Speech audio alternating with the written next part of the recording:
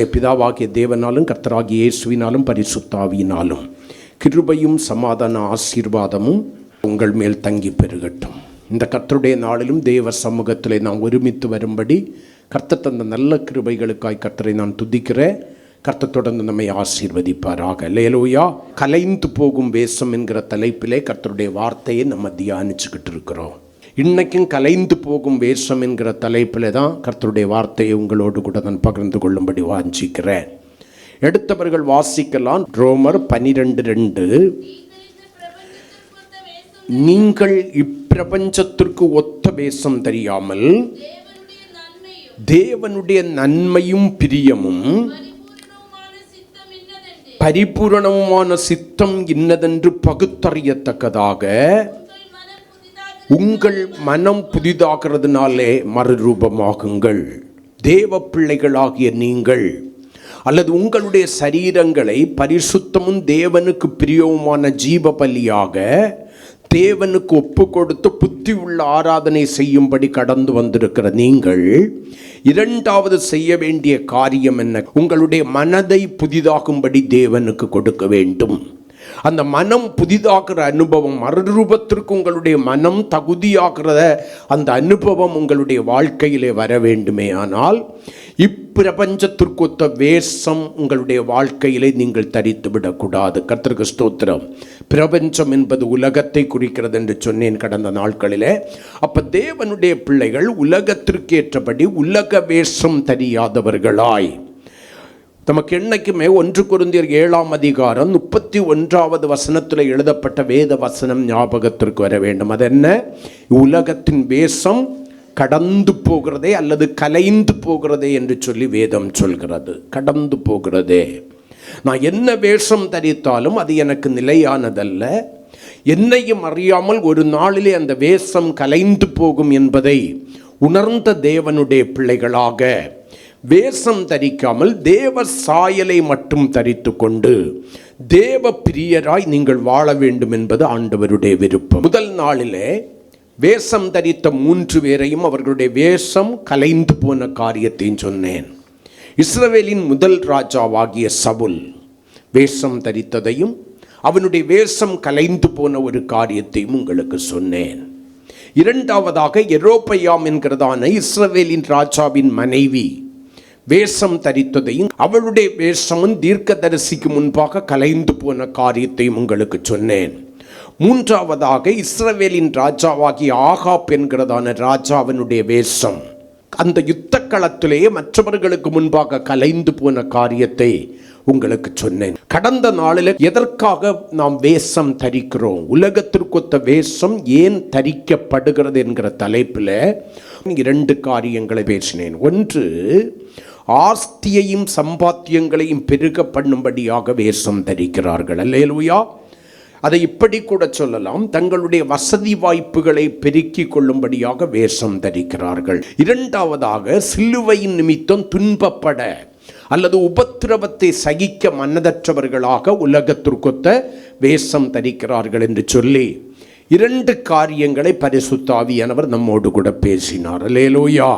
இன்றைக்கு யார் வேஷம் தரிக்கிறார்கள், அந்த வேஷம் தரிக்கிறவர்கள் யார் என்று சொல்லி உங்களுக்கு சில காரியங்களை சுட்டி காண்பித்து விட்டு, வேஷம் கலைத்து போட்டோமே ஆனால் நம்முடைய வாழ்க்கை வேஷமற்ற வாழ்க்கை எப்படி இருக்கும் என்று சொல்லி சில காரியங்களை உங்களோடு கூட ரத்தின சுருக்கமாய் சொல்லி ஜெபித்து முடிக்கும்படி வாஞ்சிக்கிறேன்.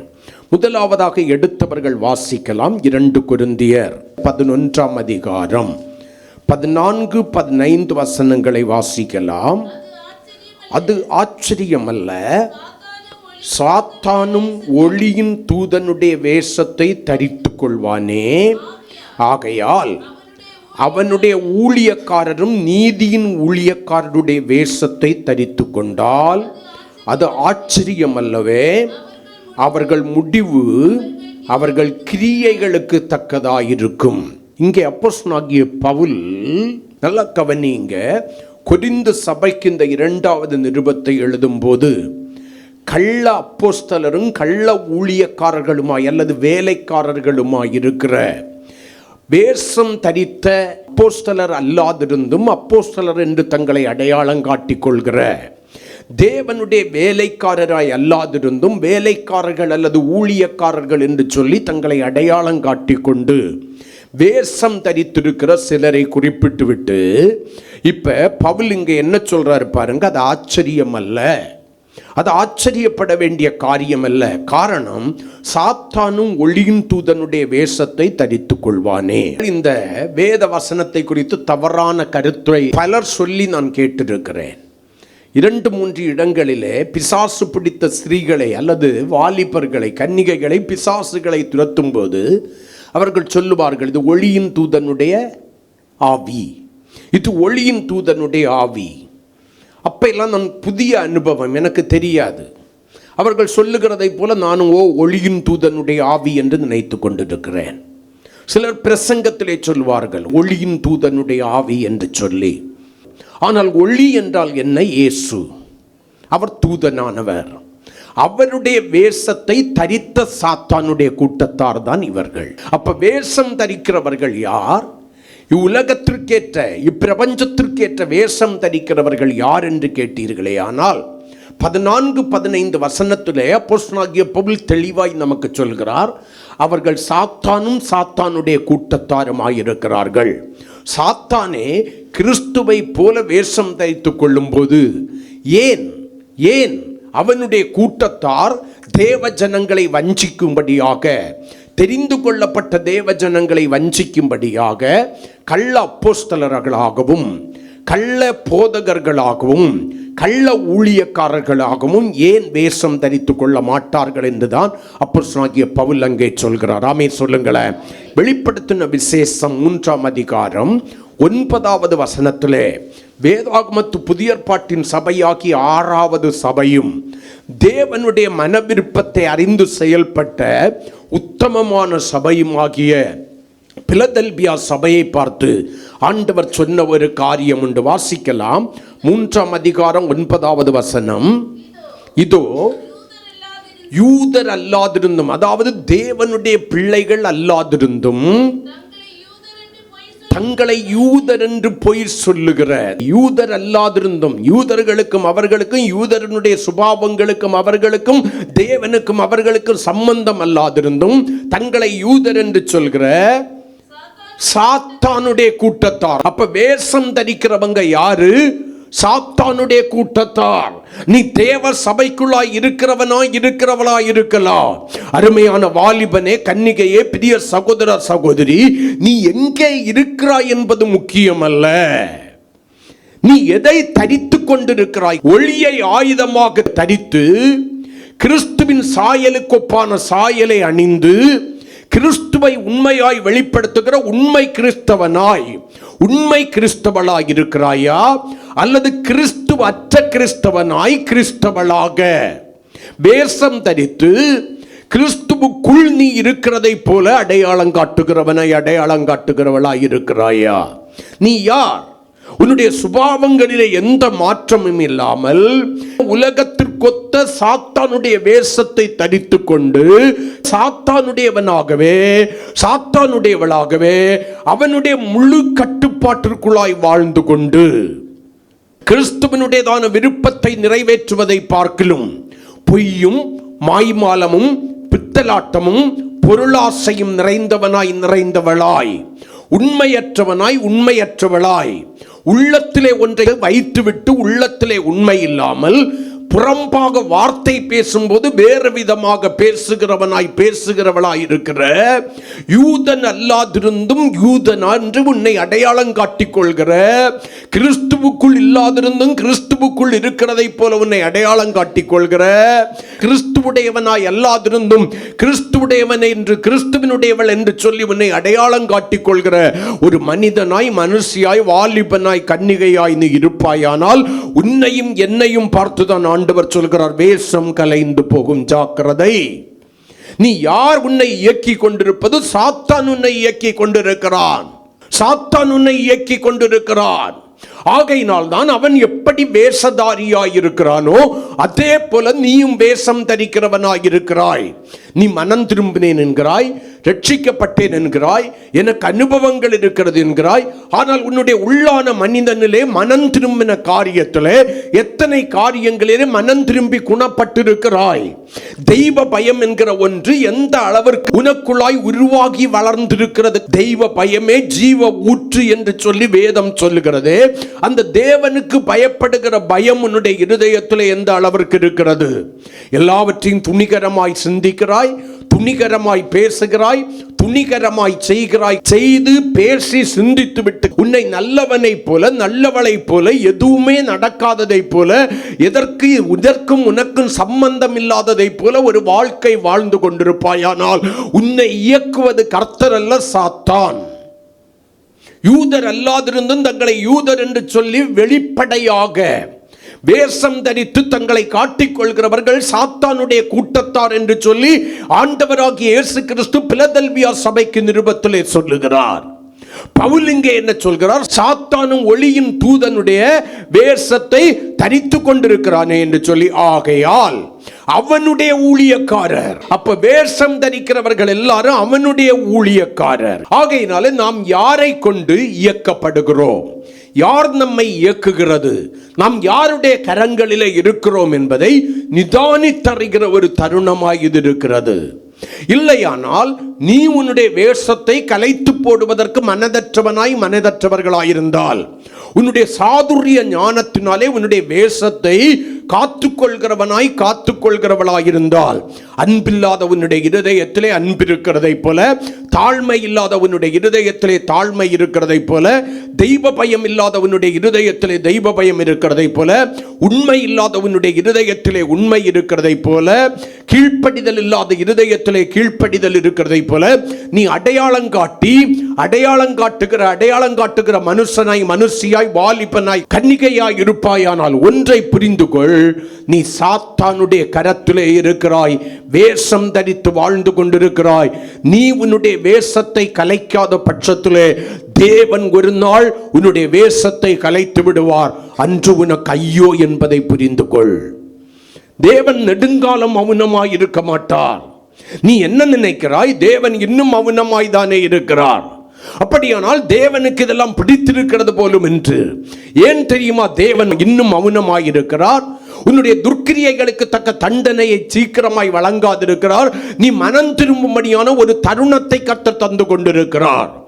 ஆகையினால சபைக்குள்ளால வச்சு உன்னை பேசி எச்சரித்து கடிந்து கொண்டு உணர்த்தி கொண்டிருக்கிறார். நீயோ கேட்டும் கேளாதவனை போல, கேட்டும் கேளாதவளை போல, உனக்கும் அந்த வார்த்தைக்கும் சம்பந்தம் இல்லாததை போல ஒரு வாழ்க்கை வாழ்ந்து கொண்டிருப்பாயானால் என் அன்பு சகோதரனே, சகோதரியே, நீங்கள் பரிதபிக்கப்பட்டவர்களாய் மாறிவிடுவீர்கள். உங்க எத்தனை பேருக்குள்ளால நான் எல்லாவற்றிலும் சரி என்கிறதான எண்ணம் இருக்கிறதோ? என்னை சுற்றிலும் இருக்கிறவர்கள் தான் தவறு செய்கிறார்கள், நான் எல்லாவற்றிலும் சரி என்கிற ஒரு எண்ணம் உங்களுக்குள்ளாய் இருக்கிறதோ? உங்களை சாத்தான் ஆளுகை செய்து வைத்திருக்கிறான். நீங்கள் சாத்தானுடைய கரத்திலே இருக்கிறீர்கள். தேவ பிள்ளைகளுக்குள்ளாய் நான் எல்லாவற்றிலும் சரி என்கிறதான அகம்பாவம் வராது, பெருமை வராது, துணிகரம் வராது, இருமாப்பு வராது. உங்களுடைய குற்றங்களை உணர்ந்து மனஸ்தாபத்தோடு கூட மனம் திரும்புகிற இருதயம் யாருக்குள்ளாய் இருக்கிறதோ அவர்கள் தேவனாலே இயக்கப்படுகிறார்கள். அப்போஸ்தலனாகிய பவுல் சபைக்கு சொல்லும்போது 2 தீமோத்தேயுவுக்கு எழுதின நிருபம் 3ஆம் அதிகாரம் 5வது வசனத்தை நீங்கள் வாசிக்கிறதான வேளையில் ஒரு காரியத்தை சபைக்கு சொல்லுகிறார். வாசிக்கலாம். தேவ பக்தியின் வேஷத்தை தரித்து அந்த தேவ பக்தியினால் வருகிற பலனை மறுதலிக்கிறவர்களாயிருக்கிறார்கள். அல்லேலூயா. நல்ல கவனிங்க. இப்படிப்பட்டவர்களை, வேஷம் தரிக்காத பிள்ளைகள், இப்படிப்பட்ட வேஷம் தரித்த அல்லது தேவ பக்தியின் வேஷத்தை தரித்து கொண்டு அந்த தேவ பக்தியினால் வருகிறதான பலனை பெற்றுக்கொள்ளாமல் மறுதலித்திருக்கிற கூட்டத்தோடு கூட ஐக்கியம் வைக்கிறவர்களாய் அல்ல, அப்படிப்பட்டவர்களை விட்டு விலக வேண்டும் என்று வேதம் சொல்லுகிறது. முதல் 4 வசனத்தில் நீங்கள் வாசித்து பார்ப்பீர்களே, ஆனால் யார் எப்படிப்பட்ட வேஷத்தை தரித்திருக்கிறார்கள், வேஷத்தை தரித்திருக்கிறவர்களுடைய சுபாவம் என்ன என்பதை குறித்து அப்போஸ்தலனாகிய பவுல் எழுதி கொண்டிருக்கிறார். முதல் வசனத்தில் மேலும் கடைசி நாட்களில் கொடிய காலங்கள் வரும் என்று அறிவாயாக என்று சொல்லிவிட்டு, எப்படி எனில் மனுஷர் தன்னைத்தானே பிரியப்படுத்துகிற தற்பிரியராயும், பணத்தை அதிகமாய் விரும்புகிற, பணத்தை சேர்க்க வேண்டும் என்று சொல்லி ஓடிக்கொண்டிருக்கிற பணப்பிரியராயும், வீம்புக்காரராயும், அகந்தை உள்ளவராயும், தூசிக்கிறவர்களாயும், தாய் தகப்பன்மாருக்கு கீழ்ப்படியாதவர்களாயும். நீ தேவனுடைய பிள்ளையாகவே இருந்துகிட்டு போ, கர்த்தருடைய சபையில முன்ன நின்று பாடுற ஆளாயிரு. ஆனால் நீ தாய் தகப்பனுக்கு கீழ்ப்படியாத இருதயம், உன் கணவனுக்கு கீழ்ப்படியாத ஒரு இருதயம், போதகனுக்கு கீழ்ப்படியாத ஒரு இருதயம் உனக்குள்ளால இருக்குமன்னா நீ வேஷம் தரித்தவனாய், வேஷம் தரித்தவளாய் இருக்கிறாய். தாய் தகப்பனுக்கு கீழ்ப்படியாதவர்களாயும், நன்றி அறிதல் இல்லாதவர்களாயும். ஆண்டவர் பல நன்மைகளை செய்திருப்பார். சபையில இருந்து கர்த்தருக்கு திரளான நன்மைகளை தந்திருப்பார். நீ தேவனை ஆராதிக்கிற நிமித்தம் அந்த நன்றி மறந்து வாழுகிற வாழ்க்கை, உன்னை கர்த்தர் ஆசீர்வதிக்கும் போது கர்த்தருக்கு கொடுக்க வேண்டிய கனத்தையும் மகிமையும் செலுத்தாமை துணிகரம் கொண்டு வாழுகிற ஒரு வாழ்க்கை, கர்த்தருக்கு உன்னுடைய பொருளாலும் உன்னுடைய நேரத்தாலும் கர்த்தருக்கு செலுத்த வேண்டியதான கனத்தையும் மகிமையும் செலுத்தாம நன்றி மறந்து வாழ்ந்து கொண்டிருக்கிறாய். உன்னுடைய திறமைகளினாலே, உன்னுடைய ஞானத்தினாலே, உன்னுடைய புயபலத்தினாலே இவைகள் நடக்கிறது என்று சொல்லி நன்றி மறந்து போய் தேவனுக்கு பின்முதுகை காட்டுகிறவர்களாயும், பரிசுத்தம் இல்லாதவர்களாயும், பரிசுத்தத்தை வாஞ்சித்து பரிசுத்தத்தில் பூரணப்பட வேண்டிய தேவனுடைய பிள்ளைகள் பரிசுத்தத்திற்கு தன்னுடைய வாழ்க்கையை அர்ப்பணிக்காமல் பரிசுத்தம் இல்லாதவர்களாயும், அல்லது வார்த்தையினால் மட்டும் பரிசுத்தம் என்று சொல்லிவிட்டு வாழ்க்கையிலே பரிசுத்தத்திற்கும் அதற்கும் சம்பந்தம் இல்லாதவர்களாயும், சுபாவ அன்பில்லாதவர்களாயும், இணங்காதவர்களாயும், அவதூறு செய்கிறவர்களாயும், இச்சை அடக்கம் இல்லாதவர்களாயும், கொடுமை உள்ளவர்களாயும், நல்லோரை பகைக்கிறவர்களாயும். இன்னைக்கு இந்த கடைசி காரியம் இருக்கிறதே இந்த வசனத்துல, நல்லோரை பகைக்கிறவர்களாகவும் தீயவர்களோடு கூட ஐக்கியம் வைத்துக் கொள்கிறோம். நம்முடைய நண்பர் வட்டங்களை கொஞ்சம் யோசிச்சு பாருங்க, தோழிகளின் வட்டங்களை கொஞ்சம் யோசிச்சு பாருங்க, நம்முடைய உறவுகளை பாருங்கள். தீமை செய்கிறவர்களோடு கூட ஐக்கியம் வைத்துக் கொள்கிறோம். ஆனால் நல்லோரை பகைக்கிற, நன்மை செய்தவர்களை பகைக்கிற, நன்மைக்கு ஏதுவான காரியங்களை நமக்கு செய்தவர்களை பகைக்கிற, நம்முடையதான நன்மைக்காக பாடுபடுகிறவர்களை, பிரயாசப்படுகிறவர்களை பகைக்கிற நல்லோரை பகைக்கிறவர்களாயும், துரோகிகளாயும், துணிகரம் உள்ளவர்களாயும், இருமாப்புள்ளவர்களாயும், தேவ பிரியராயிராமல், தேவனுக்கு பிரியப்படுத்துகிற தேவ பிரியராயிராமல் சுகபோக பிரியராயும் அப்படின்னு சொல்லிட்டு இந்த 3 வசனத்துல அந்த சுபாவங்களை எல்லாம் சுட்டி காண்பித்ததான அப்போஸ்தலனாகிய பவுல் 5வது வசனத்துல சொல்றாரு, இவங்க யாரு? தேவ பக்தியின் வேஷத்தை தரித்து கொண்டு அதன் பலனை, அதனால் வருகிற நன்மைகளை, அதனால் வருகிறதான ஆசீர்வாதங்களை, அதனால் வருகிற மகிமையான பரலோகத்தையும் நித்திய ஜீவனையும் மறுதலிக்கிறவர்களாயிருக்கிறார்கள். வேஷம் தரிக்காத கிறிஸ்துவை உண்மையாய் தரித்து கிறிஸ்துவை வெளிப்படுத்தி கொண்டிருக்கிற உண்மையும் உத்தவமாய் வசனத்திற்கு நடுங்கி அன்புடன் சத்தியத்தை கை கொண்டு தலையாகிய கிறிஸ்துவுக்குள் எல்லாவற்றிலும் வளர வேண்டும் என்கிற வாஞ்சையும் விருப்பமும் உள்ள தேவனுடைய பிள்ளைகள் என்ன பண்ண வேண்டுமா? அவர்களோடு கூட ஐக்கியம் வைத்துக் கொள்கிறவர்களாய் அல்ல. வேதம் சொல்லுகிறதை பாருங்கள், வேஷம் தரித்திருக்கிறார்கள். இவர்கள் வாழுகிற வாழ்க்கைக்கும் இவர்களுடைய வார்த்தைக்கும் சம்பந்தம் இல்லை, இவர்களுடைய நினைவுகளுக்கும் இவர்களுடைய வாழ்க்கைக்கும் சம்பந்தம் இல்லை. இவர்கள் கிறிஸ்துவுக்கு புறம்பான காரியங்களை செய்கிறார்கள். வேஷம் தரிக்கிற சாத்தானின் கூட்டத்தாராய் இருக்கிறார்கள் என்று சொல்லி எப்பொழுது நீங்கள் அடையாளம் கண்டு கொள்கிறீர்களோ அது யாராயிருந்தாலும் சரி, வேதம் சொல்கிறது அவர்களை விட்டு நீ விலக வேண்டும் என்று வேதம் சொல்கிறது. ஏன் இல்லைன்னா உன்னுடைய தேவ பக்தியும் அவபக்தியாய் மாறி, நீயும் வேஷம் தரிக்கிறவனாய் வேஷம் தரிக்கிறவளாய் மாறி அந்த தேவ பக்தி உனக்குள்ளாய் கொண்டு வருகிற பலனை நன்மைகளை இழக்கிறவளாய் மாறிவிடுவாய். என்னை கேட்டுக்கொண்டிருக்கிற எனக்கு பிரியமான தேவ சபையே, அன்பு வாலிபனே, கன்னிகையே, அந்த பலன் என்ன என்பதை குறித்து அப்போஸ்தலனாகிய பவுல் 1 தீமோத்தேயு 4ஆம் அதிகாரம் 8வது வசனத்திலே நமக்கு சொல்கிறார். தேவ பக்தி என்ன பலனை நம்முடைய வாழ்க்கையிலே கொண்டு வருகிறதாம்? சரீர முயற்சி அற்ப பிரயோஜனம் உள்ளது. அந்த சரீர முயற்சி என்பதை நான் சொல்கிறேன். வேஷம் தரிக்கிற வாழ்க்கை அற்ப பிரயோஜனம் உள்ளது. அது இந்த உலகத்தோடு கூட முடிந்து போய்விடும். அல்லேலூயா. தேவ பக்தியானது இந்த ஜீவனுக்கும் இதற்கு பின்வரும் ஜீவனுக்கும் வாக்குத்தத்தம் உள்ளதாகையால் எல்லாவற்றிலும் பிரயோஜனம் உள்ளது. அல்லேலூயா. ஆமென்.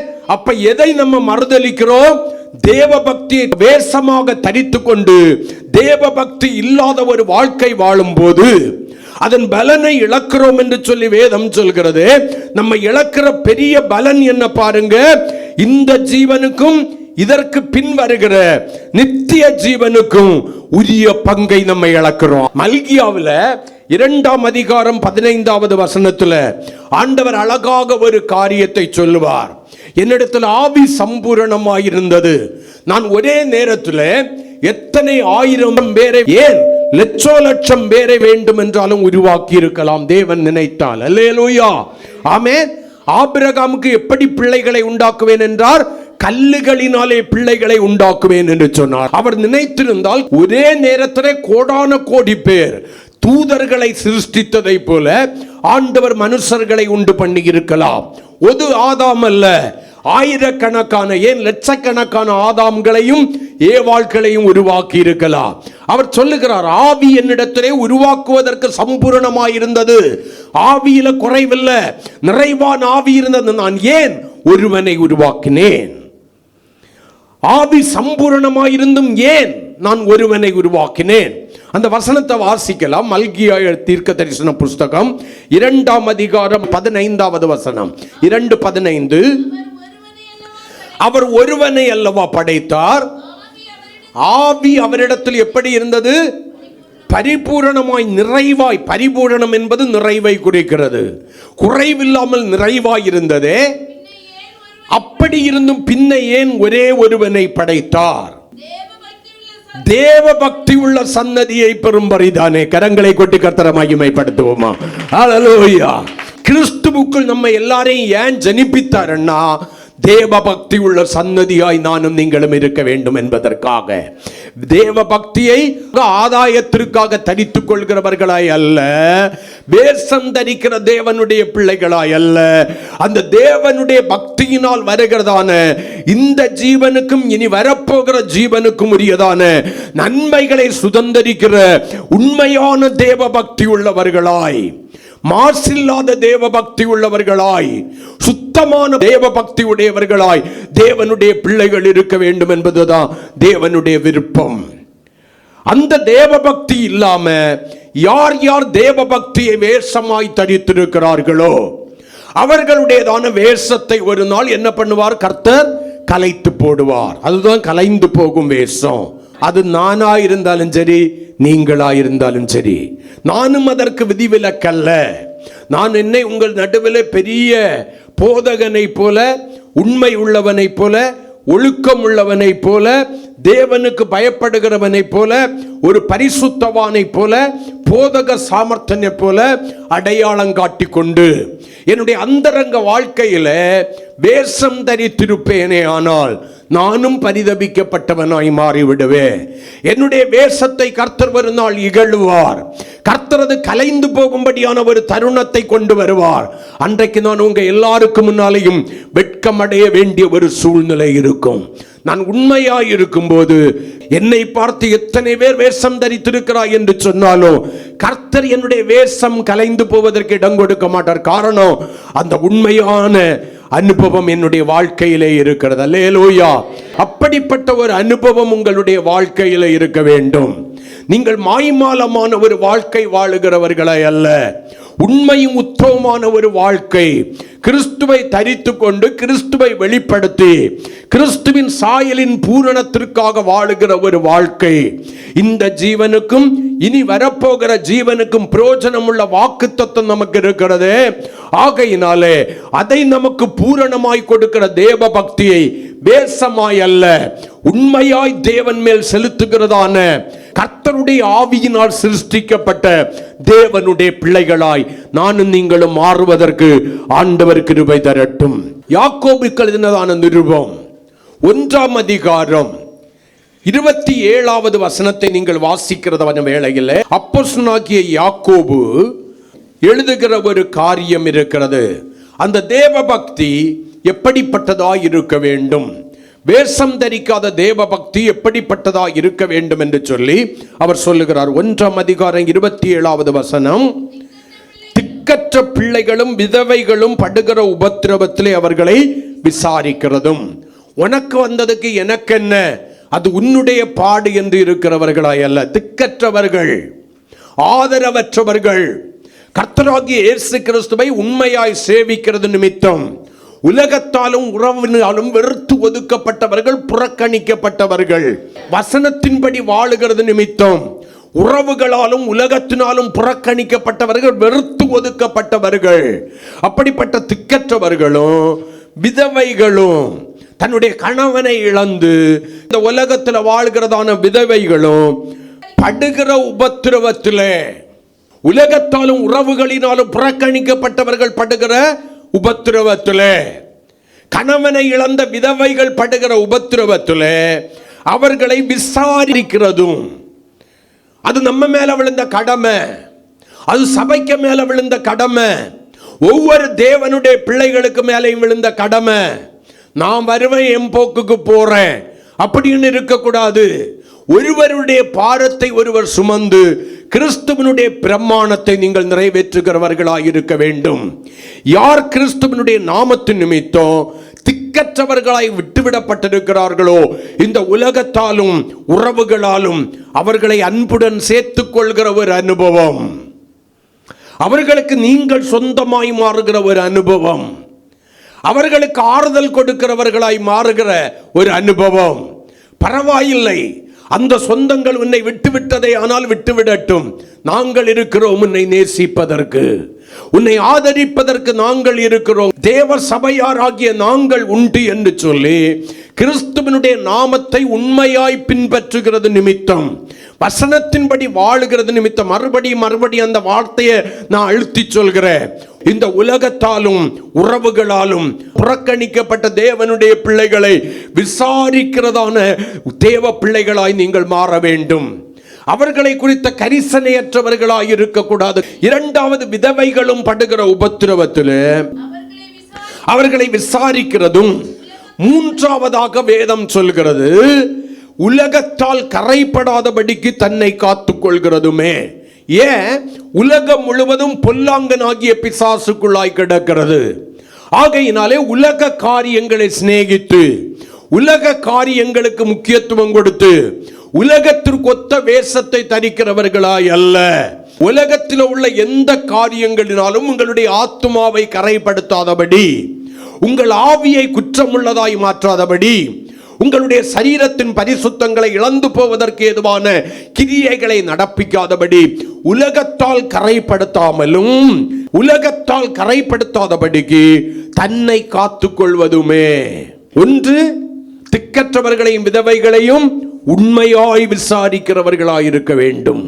சுயநலத்திற்காக விசாரிக்கிறவர்களாய் இருக்கக்கூடாது. அவர்களிடத்தில் ஏதோ ஒரு ஆதாயத்தை தேடி விசாரிக்கிறவர்களாய் இருக்கக்கூடாது.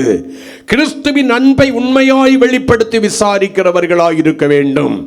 இரண்டு, பொல்லாங்கனுக்குள்ளில் கிடக்கிற உலக காரியங்களினாலே உங்களை கரைப்படுத்தி கொள்ளாதபடி எத்தனை தேவனுடைய பிள்ளைகள் உங்களை காத்துக் கொள்கிறீர்களோ, அடுத்த வார்த்தை சொல்லுகிறது, பிதாவாகிய தேவனுக்கு முன்பாக மாசில்லாத, வேஷம் தரிக்காத சுத்தமான பக்தியாயிருக்கிறது. கரங்களை கொட்டி அந்த பக்தியுடையவர்கள் தான் இந்த ஜீவனுக்கும் இனி வரப்போகிற நித்திய ஜீவனுக்கும் உரிய பலன்களை பெற்றுக்கொள்கிற தேவனுடைய பிள்ளைகளாய் மாறுவார்கள். அல்லேலூயா.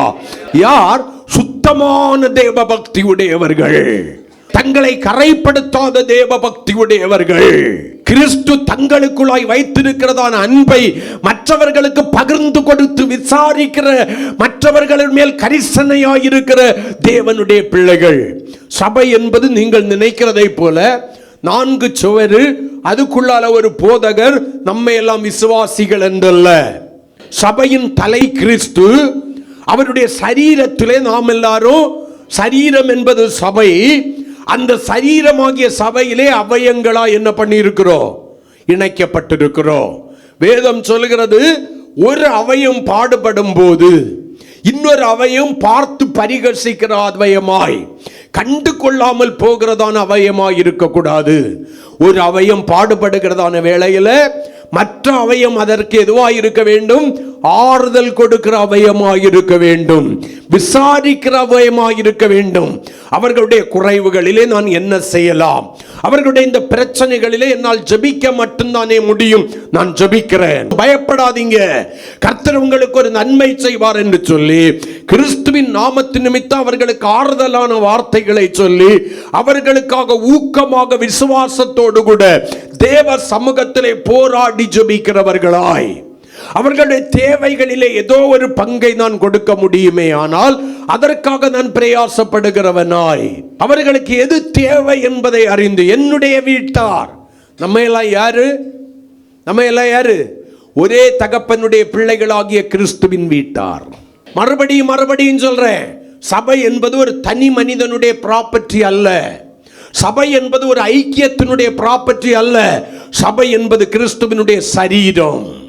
ஆமென்.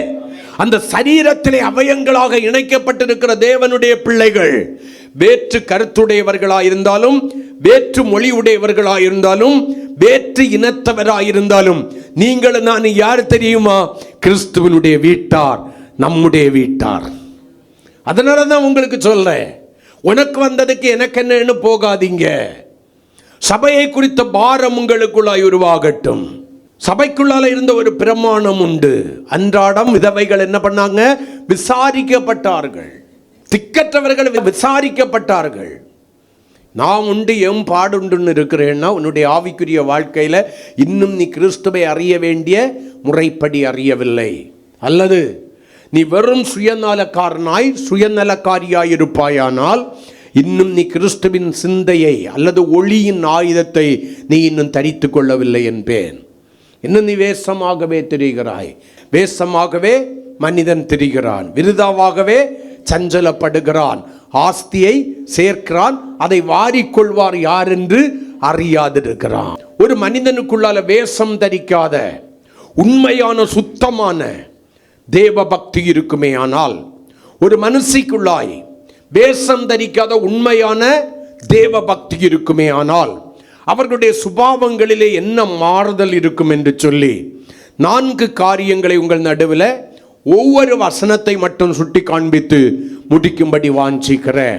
அப்ப வேஷம் தரிக்காத தேவ பக்தி, உண்மையான மாசில்லாத சுத்தமான தேவ பக்தி, தேவனுடைய பார்வையிலே தேவனுடைய ஆவியில் இருந்து எனக்குள்ளாய் வந்த தேவ பக்தி, தேவனுடைய விருப்பத்தை நிறைவேற்றுகிற தேவ பக்தி எனக்குள்ளே இருக்குமே ஆனால், முதலாவது எனக்குள்ளால என்ன வரும்? வாசிக்கலாம்.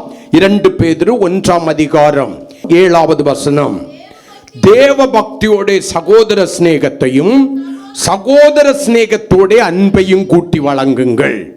முதலாவது வேஷம் தரிக்காத மாய்மாலம் இல்லாத தேவ ஆவியினால் எனக்குள்ளாய் வந்த உண்மையான சுத்தமான தேவ பக்தி எனக்குள்ளாய் இருக்குமே ஆனால், உண்மையாய் நான் கிறிஸ்துவை தரித்து கொண்டவனாய் தரித்து கொண்டவளாய் இருப்பேனே ஆனால், அருமையான தேவனுடைய பிள்ளையே, சகோதர சிநேகம் என்கிற ஒன்று என்னோடு கூட கிறிஸ்துவனுடையதான சரீரத்திலே அவயமாக இணைக்கப்பட்டிருக்கிற, என்னுடைய கண்கள் காணுகிற சகோதரனை விசாரிக்கிற, சகோதரியை விசாரிக்கிற, அவர்களுடைய குறித்த பாரமுடையவர்களாய் மாறுகிற உண்மையான சிநேகத்தை அவர்கள் மேல் வெளிப்படுத்துகிறதான அந்த சகோதர சிநேகமுடையவனாய் நான் மாறுவேன். நம்ம வெளியில இருக்கிற ரட்சிக்கப்படாதவனை எல்லாம் சிநேகிப்போம், ரட்சிக்கப்படாதவர்களை எல்லாம் சிநேகிப்போம், உறவுகளை எல்லாம் சிநேகிப்போம். அவர்களுக்கும் கிறிஸ்துவுக்கும் சம்பந்தம் இருக்காது, அவர்களுக்கு ரட்சிப்புக்கும் சம்பந்தம் இருக்காது, அவர்களுக்கும் வேறுபாடுக்கும் சம்பந்தம் இருக்காது. அவர்களிடத்தில் எல்லாம் நம்முடைய சிநேகத்தை காண்பிப்போம், சிநேகத்தை காண்பிப்போம். ஆனால் உன்னோடு கூட கிறிஸ்துவினுடைய சரீரத்திலே அவயமாக இணைக்கப்பட்டிருக்கிற உன்னுடைய சகோதரனிடத்திலே, கண்கள் காணுகிறவனுடைய சகோதரனிடத்திலே, உன்னுடைய கண்கள் காண்கிறவனுடைய சகோதரியிடத்தில் எந்த அளவிற்கு சகோதர சிநேகம் நிறைந்தவனாய், ஒருவர் மேல் ஒருவர் பட்சமாய் இருக்கிறவர்களாக உங்கள் சகோதர சிநேகம் நிலைத்திருக்க கடவது. அது வந்து வந்து போகிறதா அல்ல, நிலைத்திருக்க கடவது என்று எழுதப்பட்டிருக்கிறது. சின்ன சின்ன காரியங்களுக்காக கசந்து கொள்கிறவர்களாய் அல்ல, சின்ன சின்ன காரியங்களுக்காக குற்றம் சாட்டுகிறவர்களாய் அல்ல, சின்ன சின்ன காரியங்களுக்காக மனவேதனைகளை கொடுக்கிற சகோதர சிநேகம் உடையவர்களாய் அல்ல. தேவனுடைய பிள்ளையே, உண்மையான சகோதர சிநேகம், மாயமற்ற சகோதர சிநேகம் உங்க வாழ்க்கையில இருக்கும். தேவ பக்தி உண்மையாய் இருக்குமே ஆனால் சகோதர சிநேகம் இருந்துதான் ஆகணும். உன் தேவ பக்தி சரியில்லைன்னா, அது வேஷம் தரிக்கிற தேவ பக்தியா இருக்குமென்னா, அது மாயம் உள்ள தேவ பக்தியா இருக்குமென்னா, அது கலைக்கப்படுவதற்கு ஏதுவான தேவ பக்தியா இருக்குமென்னா, அந்த தேவ பக்தியில சுத்தம் இல்லாமல் இருக்குமே ஆனால், அது தேவனுக்கு உகந்ததா இல்லாமல் இருக்குமே ஆனால், அந்த சகோதர சிநேகம் இருக்கவே இருக்காது. நீ மொத்த உருவமும் சுயநலவாதியாய் இருப்பாய். மற்றவர்களை குறித்த கரிசனை இருக்காது. கிறிஸ்துவின் சரீரத்தில் அவயமாய் சேர்க்கப்பட்டவர்கள் ஒருவர் பாரத்தை ஒருவர் சுமக்கிற அனுபவம் வேண்டும். ஒருவருக்காக ஒருவர் ஜெபிக்கிறவர்களாய் மாற வேண்டும். கிறிஸ்துவின் பிரமாணத்தை நிறைவேற்றுகிறவர்களாய் மாற வேண்டும். அந்த சகோதர சிநேகம் எந்த அளவிற்கு நமக்குள்ளாய் இருக்கிறது.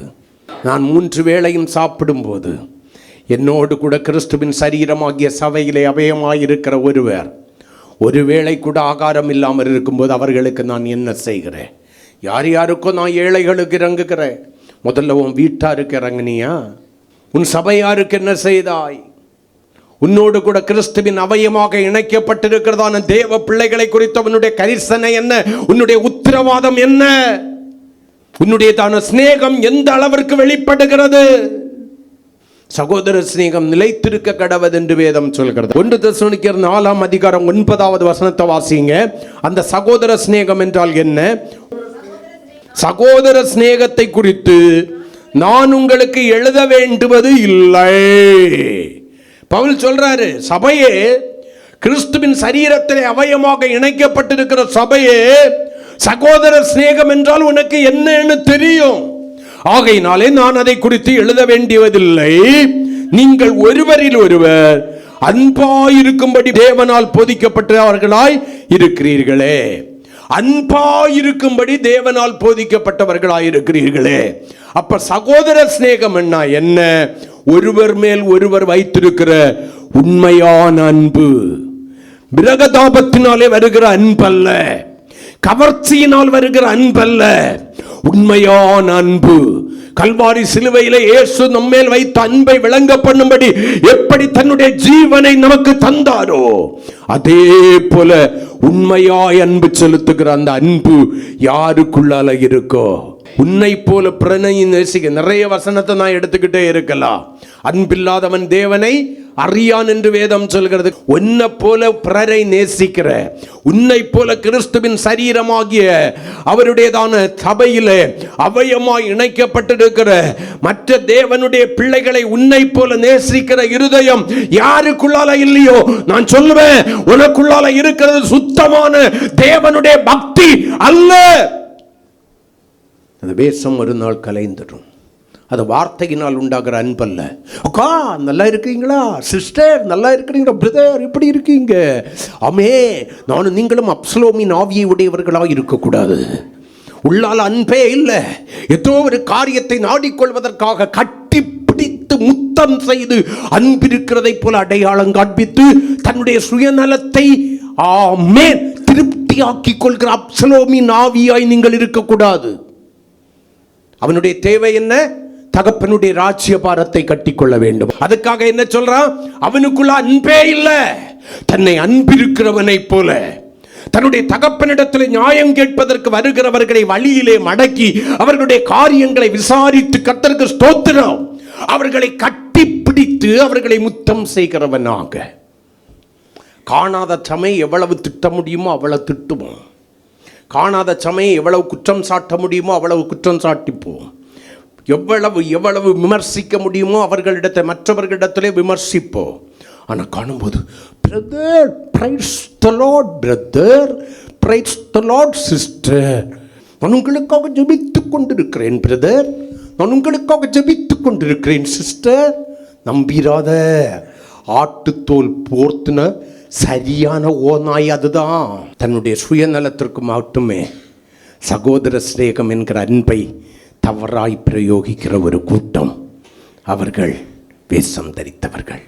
எந்த எதிர்பார்ப்பும் இன்றி உண்மையாய் ஒருவரில் ஒருவர் அன்பு கூறுகிறீர்களே ஆனால், உண்மையாய் அன்பு கூறுகிறீர்களே ஆனால், அந்த அன்பு தேவ பக்தியினால் எனக்குள்ளாய் ஏற்பட்ட சகோதர சிநேகத்திலிருந்து தேவன் தந்த அன்பு கரங்களை கொட்டி அந்த அன்பினுடைய சுபாவங்களை 1 கொரிந்தியர் 13ஆம் அதிகாரத்தில் போய் நீங்கள் வாசிக்கணும். அன்பு சகலவற்றையும் தாங்கும், அன்புக்கு பொறாமை இல்லை. ரோமருக்கு எழுதின நிருபம் 12ஆம் அதிகாரம் 9வது வசனத்தை கொஞ்சம் வாசிங்க. உங்கள் அன்பு மாயமற்றதாய் இருப்பதாக தீமையை வெறுத்து நன்மையை பற்றி கொண்டிருங்கள். அல்லேலூயா, ஆமென். அடுத்த வசனம் சொல்லுகிறது, சகோதர சிநேகத்தில் ஒருவர் மேல் ஒருவர் பட்சமாயிருங்கள், கனம் பண்ணுவதிலே ஒருவருக்கொருவர் முந்திக் கொள்ளுங்கள். உங்கள் அன்பு மாயமற்றதாய் இருப்பதாக. மாயமற்ற அன்பு தீமையை வெறுத்து நன்மையை பற்றி கொண்டிருக்கும். கரங்களை கொட்டி. தகப்பனும் பிள்ளைகளில், தாயும் பிள்ளைகளில் பேசி எத்தனை நாட்கள் ஆயிற்று? சிலர், உன் தகப்பங்கிட்ட நீ பேசி எத்தனை நாள் ஆயிற்று? நீ உன்னுடைய பிள்ளையோடு கூட பேசி எத்தனை நாட்கள் ஆயிற்று? உங்களுடைய தாயோடு கூட நீங்கள் மனம் விட்டு பேசி எத்தனை நாட்கள் ஆயிற்று? உங்கள் பிள்ளைகளோடு கூட உண்மையாய் நீங்கள் பேசி அன்பு கூறோடு கூட பேசி எத்தனை நாட்கள் ஆயிற்று? யோசித்து பாருங்க. ஒரே சபையில் ஆராதிக்கிறீங்க, ஒரே கிறிஸ்துவனுடைய மாம்சத்தை புசித்து ஒரே இரத்தத்தை பானம் பண்றீங்க. எத்தனை பேர் சொல்ல முடியும், என்னுடைய மனைவியோடு கூட நான் உண்மையாய் அன்பு வைத்திருக்கிறேன், என்னுடைய கணவனோடு கூட வைத்திருக்கிற அன்பு உண்மையானது, மாயம் நிறைந்தது அல்ல. என் சகோதரனோடு என்னுடைய சகோதரியோடு கூட உண்மையான அன்பு வைத்திருக்கிற காரணம் அவர்கள் என்னை போல கிறிஸ்துவின் சரீரமாகிய சபையிலே அபயமாக இருக்கிறார்கள். கிறிஸ்து என்னிடத்திலே அன்பு கூர்ந்ததை போல நான் அன்பு கூற வேண்டியது என் மேல் விழுந்த கடமை.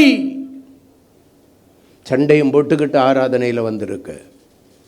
ஒருவருக்கு ஒரு முகத்தை திருப்பிக்கிட்டு ஒருவரை ஒருவர் குற்றம் சாட்டி விட்டு தேவனுடைய ஆராதனையில் வந்திருக்கிற, பாடுற, கை கொட்டுற, ஏன் ஆவியில் கூட நிறையிற, ஏன் உனக்குள்ளாய் அன்பு இல்லை? ஏன் உனக்குள்ளால் அது சகோதர சிநேகம் இல்லை? உன் மனைவி கிட்ட உண்மையான அன்போடு கூட பேசி 4 வார்த்தை பேசி எத்தனை நாட்கள் ஆயிற்று? உன்னுடைய கணவனோடு கூட உண்மையாய் அன்பு கொடுத்து, இன்னமும் அவன் அப்படி, அவனை பற்றி எனக்கு தெரியாத, கூட பிள்ளைகளையும் சேர்த்துக்க. அவங்க அப்பனை தெரியாதில்ல, உனக்கு அப்பனுக்கு சுபாவம் என்ன தெரியுமா? நான் ஏன் தெரியுமா இப்படி இருக்கேன்? அவன் ஒஸ்ட்டு. கடந்து பிற காலங்களை பிள்ளைகளிடத்தில் சொல்லி சொல்லி சொல்லி சொல்லி ஒரு அன்பு தாழ்ச்சியை உருவாக்குகிற தகப்பனாய் தாயாய் நீங்கள் இருக்கிறீர்களா? அநேக தகப்பனை பிள்ளைகள் வெறுப்பதற்கு காரணம் என்ன தெரியுமா? தாயினுடைய போதனைகள் வேண்டாம். நீங்கள் கிறிஸ்துவை தரித்து கொண்ட கிறிஸ்துவினுடைய உண்மையான பிள்ளைகளே ஆனால் தயவு செய்து உங்களுக்குள்ளாயிருக்கிற தேவ பக்தி உண்மை உள்ளதே ஆனால், என் அன்பு சகோதரனே, சகோதரியே, வாலிபனே, கன்னிகையே, அருமையான மகனே, மகளே, தேவ பக்தியிலிருந்து வருகிறதான சகோதர சிநேகத்தை உண்மையாய் அப்பங்கிட்ட பேச மறுக்கிற நீ, அப்பனால வருகிற நன்மை வேண்டான்னு சொல்றியா? அம்மா கிட்ட பேசக்கூடாதுன்னு முடிவெடுக்கிற நீ, அம்மாவினால் வருகிற நன்மை வேண்டாம் என்று நினைக்கிறாயா? கணவன்கிட்ட பேசக்கூடாதுன்னு நினைக்கிறதான நீ, கணவனால் வருகிற நன்மை வேண்டாம்னு நினைக்கிறியா? மனைவி கிட்ட உண்மையான அன்பு செலுத்த முடியாத நீ, கர்த்தருக்கு ஸ்தோத்திரம், மனைவியினால் எனக்கு வருகிற நன்மை வேண்டாம் என்று அந்த நன்மையை வேண்டாம் என்று விட்டு விட்டவர்கள் எத்தனை? எல்லாருக்கும் எல்லாராலையும் வருகிற நன்மை வேண்டும். அன்பில் மட்டும் தூய்மை இல்லை, மாயமான அன்பு. கணவன் கொண்டு வருகிற பணத்திற்காக அன்பு, பெற்றோர்கள் செய்கிற நன்மைக்கு ஏதுவான காரியத்திற்காக அன்பு, மனைவி செய்கிறதான பணிவிடைக்காக அன்பு. வேண்டாம், ஏமாந்து போவாய். கர்த்தருடைய ஆவியானவர் பேசி கொண்டிருக்கிறார். யார் அவருக்கு தடை பண்ண முடியும்? வேண்டாம் தேவனுடைய பிள்ளையே, வேண்டாம். இன்றைக்கு ஒரு தீர்மானம் எடுப்போம்.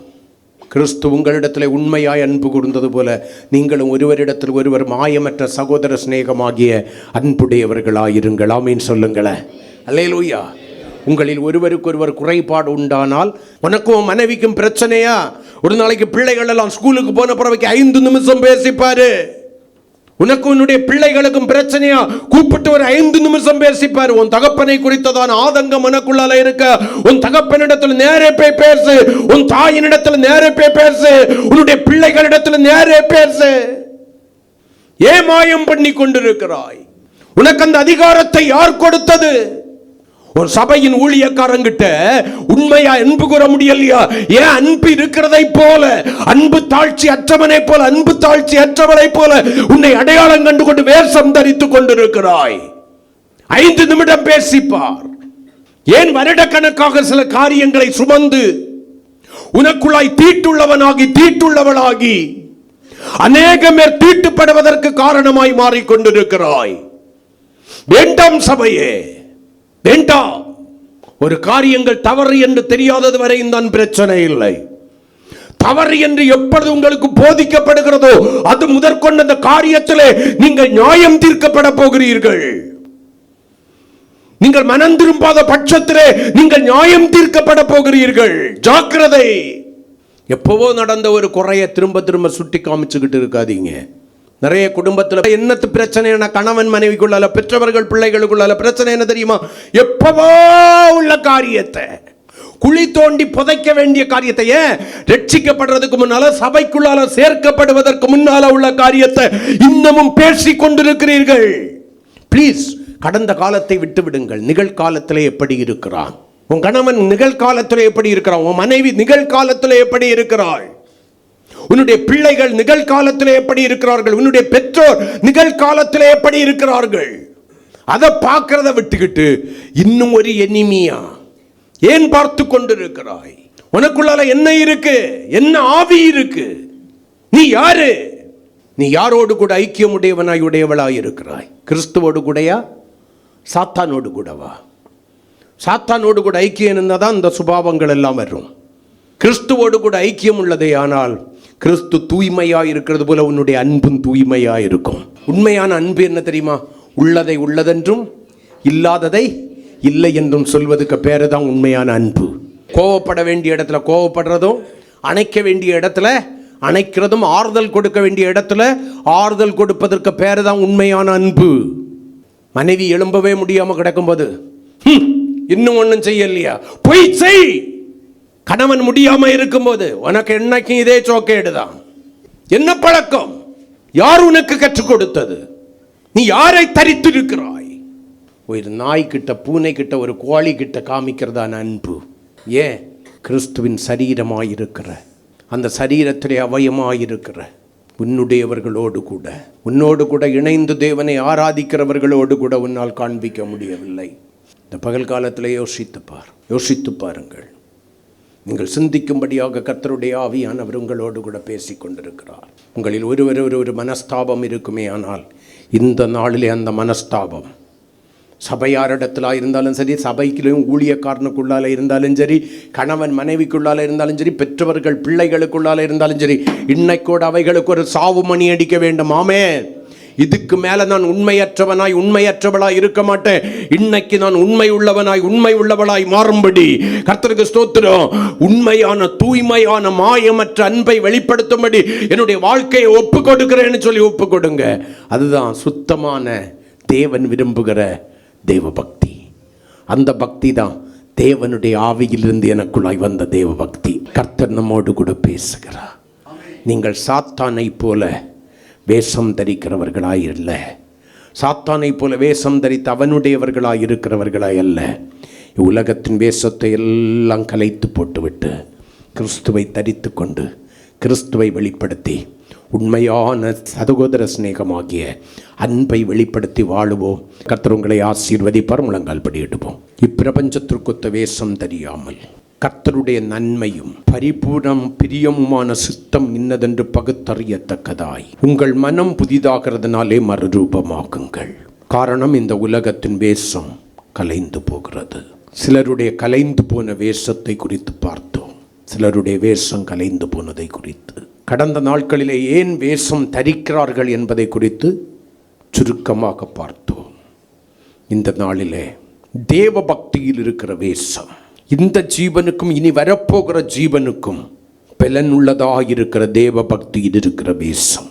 ஏன் வேஷம் தரிக்கிறார்கள்? அவர்கள் சாத்தானுடைய கூட்டத்தாராயிருக்கிறபடியினாலே, அவனாலே இயக்கப்படுகிறவர்களாயிருக்கிறபடியினாலே வேஷம் தரிக்கிறார்கள். அப்ப உண்மையான தேவ பக்தி, வேஷம் தரிக்காத தேவ பக்தி என்றால், பலனை பெற்றுக்கொள்வதற்கு ஏதுவான தேவ பக்தி என்றால் என்ன?